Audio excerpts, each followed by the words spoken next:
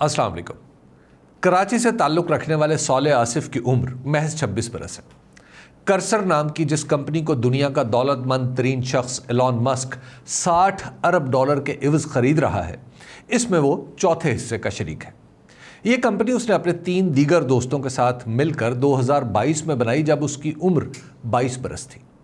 इन नौजवानों ने artificial intelligence की मदद से कंप्यूटर सॉफ्टवेयर को इतना आसान बना दिया है कि अब कोई सॉफ्टवेयर इंजीनियर अपने कंप्यूटर में अहदाफ और ज़रूरियात बता दे तो कर्सर का प्रोग्राम खुद से उसके लिए सॉफ्टवेयर बना देगा, या कोई इंजीनियर सॉफ्टवेयर का कोड लिखना शुरू करता है तो सालेह आसिफ का प्रोग्राम आगे लिखने में उसकी मदद करता है।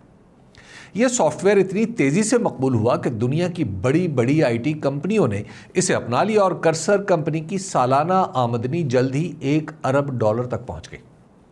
2 महीने पहले एलॉन मस्क ने भी कर्सर के साथ मुआहदा किया, जिसके मुताबिक कर्सर और एलॉन मस्क की खलाबाजी की कंपनी स्पेस एक्स मिलकर काम करने लगी। मुआहदे में लिखा गया था कि अगर ये इश्तराक आर्जी हुआ तो एलॉन मस्क 10 अरब डॉलर देंगे और वो ख़रीदना चाहें तो जून में इसे ख़रीद लेंगे। अब एलॉन मस्क ने बाज़ाब्ता इस कंपनी को ख़रीदने के लिए अमेरिका के मुतल्लिका सरकारी महकमों को इत्तला दे दी है। सालेह आसिफ कराची के एक मतवसत घराने में पैदा हुआ।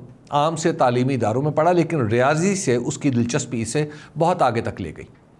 उसने रियाजी में दुनिया के बड़े बड़े मुकाबले जीते, जिनकी बिना पर इसे अमेरिका में टेक्नोलॉजी की मारूफ दरसगाह MIT में दाखिला मिल गया।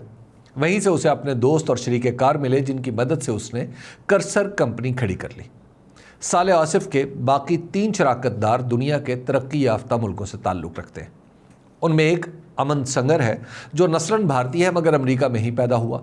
दूसरा आर्विड लियोनमार्क है जो स्वीडन से ताल्लुक़ रखता है, और तीसरा माइकल ट्रॉयल है जो अमरीकी है। इन सब की उम्रें एक ही जितनी हैं। ये अमरीकी निज़ाम की कामयाबी की 4 काबिल रश्क मिसालें हैं कि अगर आज किसी के पास एक अच्छा ख्याल और इस पर अमल करने की सलाहियत है तो उसके रास्ते में कोई रुकावट नहीं आएगी। अमरीकी निज़ाम ने कोई सवाल नहीं किया, बस काम देखा और पाकिस्तान का सालेह आसिफ उभर कर सामने आ गया। सवाल यह है कि अगर सालेह आसिफ पाकिस्तान में ही रहता तो क्या इतनी तरक्की कर पाता? इस सवाल के जवाब के लिए हमें देखना होगा कि क्या पाकिस्तान में पहले कभी किसी ने इतनी तरक्की की है। इसका जवाब है नहीं, कतई नहीं। बदकिस्मती है कि पाकिस्तान अपने नौजवानों के लिए वो माहौल ही नहीं बना सका जो इंसान की सलाहियत को निखारे। यहाँ के तालीमी निज़ाम, ब्यूरोक्रेसी, अदलिया और सियासत में इतना बिगाड़ पैदा हो चुका है कि अब किसी लायक आदमी की तरक्की महज मुअज्जा मालूम होती है। अलबत्ता नालायक लोग सरकारी शोबे में तेज़ी से ऊपर आ जाते हैं। चक्करबाज किस्म के ख़वातीन व हज़रात कारोबार की दुनिया में नाम बना लेते हैं। ताबेदारी में यकता मुनसिफ़ों की मसनद पर बैठे दिखाई देते हैं, और नौकरी मिजाज लोग सियासत में नाम पैदा करते दिखाई देते हैं। आज़ाद फ़िक्र और तनकीदी शऊर रखने वाले लोगों के लिए इस्लामी जमहूरिया पाकिस्तान में जगह कम पड़ती जाती है। यहाँ तालीम का हाल ये है कि यूनिवर्सिटियों में भी आज़ादी से मुकालमा नहीं किया जा सकता। मजहबी गिरोह, आसमान से वास्ता रखने वाले वाइस चांसलर, तहकीक व तदरीस की बजाय सफारिशों के मुतलाशी असातिज़ा और जामियात की खुद मुख्तारी के दर पे सूबाई हुकूमतों ने आला तालीम का भट्टा बिठा दिया है। अब अगर किसी को तवक्को है कि किसी यूनिवर्सिटी से सालेह आसिफ जैसा एक नौजवान भी निकल सकता है तो वो सिर्फ उस यूनिवर्सिटी का वाइस चांसलर या मालिक होगा। सबब ये कि अव्वल ज़िक्र की नौकरी और सानी ज़िक्र की सरमायाकारी के तहफ़्फ़ुज़ का मसला है। अगर सालेह आसिफ पाकिस्तान में अपना सॉफ्टवेयर हाउस बनाता तो ऐन मुमकिन है एक दिन उसका दफ्तर सील कर दिया जाता। कोई सरकारी महकमा आता, उसके कंप्यूटर उठा कर ले जाता।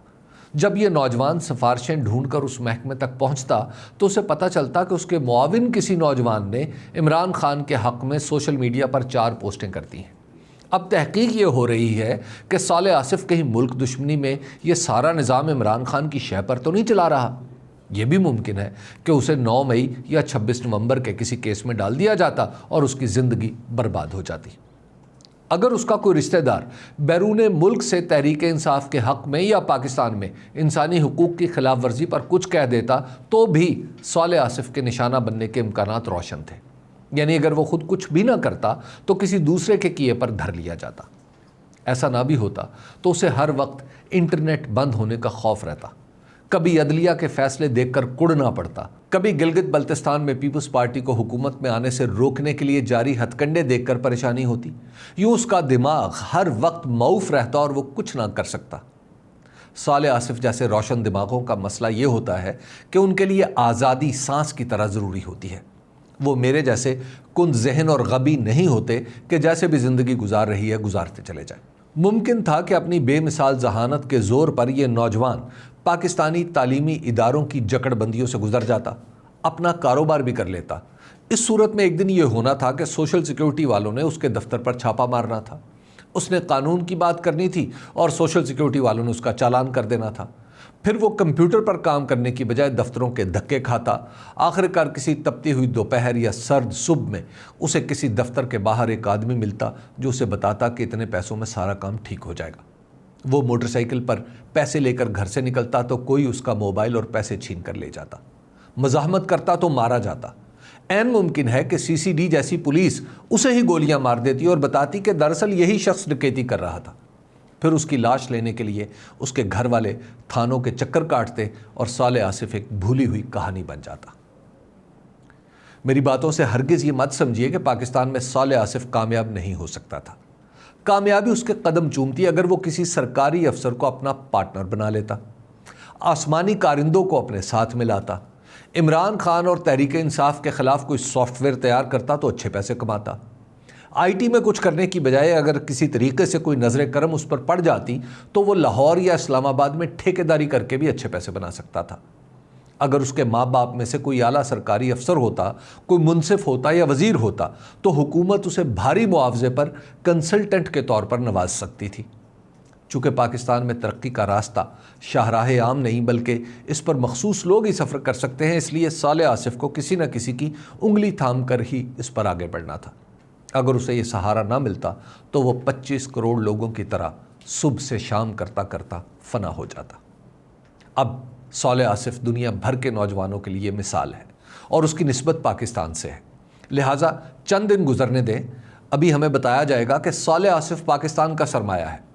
ذرا نم ہو تو یہ مٹی بڑی زرخیز ہے ساقی والی تقریر بھی سننے کو ملے گی۔ عین ممکن ہے پاکستان سے امریکہ کے دورے پر جانے والی کوئی اعلیٰ شخصیت وہاں اس سے ملاقات کرے اور ملاقات کی تصویریں سرکاری اکاؤنٹس کے ذریعے عوام کے سامنے لائی جائیں۔ یہ ساری نمائشی کاروائیاں ہوں گی، لیکن پاکستان میں موجود کروڑوں نوجوانوں کے بارے میں کوئی نہیں سوچے گا۔ ان نوجوانوں کے لیے پاکستان میں صرف ڈنڈا ہے۔ انہوں نے اگر عمران خان کا ساتھ دیا تو ڈنڈا، اگر آزاد کشمیر میں دستوری تبدیلی کے مطالبات کیے تو ڈنڈا، اگر کہیں سوال اٹھا لیا تو ڈنڈا، اور سوشل میڈیا پر کوئی پوسٹ کر دی تو ڈنڈا۔ کہیں عدلیہ کی خود مختاری، جمہوری اقدار یا قانون کی سربلندی کے لیے کسی مظاہرے میں پائے گئے تو محض ڈنڈا نہیں، پھر گولی بھی چل سکتی ہے۔ صالح آصف کو اللہ اس کی دولت مبارک کرے، اور جب بھی پاکستان آئے جمہوریت، آزاد فکری اور عدلیہ کی آزادی جیسے خیالات امریکہ میں ہی چھوڑ آئے۔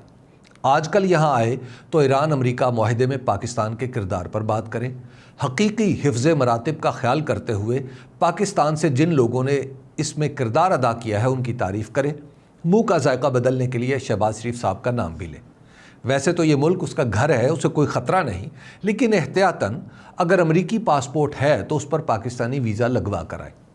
سوشل میڈیا پر اپنی ساری پوسٹوں پر ایک نظر ڈال لیں، کیونکہ پاکستان میں پیکا اور نہ جانے کتنے قوانین ہیں جو ایک پوسٹ پر ہی بندہ اٹھا لیتے ہیں۔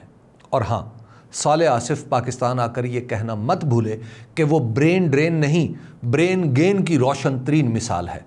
یہ فقرہ اس کے مرتبے میں نہ صرف اضافہ کرے گا بلکہ اس کے لیے کسی وزارت کا دروازہ بھی بن سکتا ہے۔ شکریہ۔